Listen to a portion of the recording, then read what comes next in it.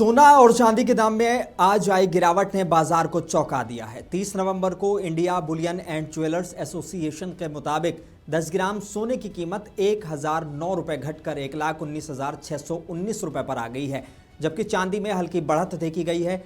150 रुपये बढ़कर 1,46,783 रुपये प्रति किलो पर पहुंच गई है। यानी जहां सोना लुढ़का है वहीं चांदी ने मामूली तेजी दिखाई है। ध्यान रहे, इसी महीने 17 अक्टूबर को सोना 1,30,874 रुपये और चांदी 1,71,275 रुपये के ऑल टाइम हाई पर पहुंची थी।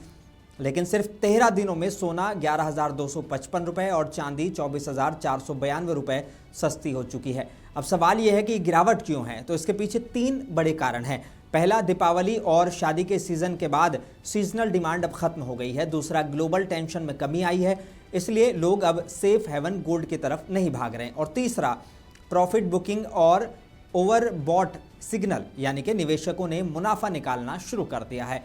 फिर भी याद रखिए कि साल 2024 की शुरुआत से अब तक सोना 43,457 रुपये और चांदी 60,766 रुपये महंगी हो चुकी है। तो लंबी अवधि के निवेशकों के लिए गोल्ड सिल्वर अभी भी एक मजबूत ऑप्शन बने हुए हैं। ऐसे ही मार्केट अपडेट्स, गोल्ड रेट्स और फाइनेंस न्यूज़ के लिए मुंसिफ टीवी को लाइक, शेयर और सब्सक्राइब करना ना भूलें।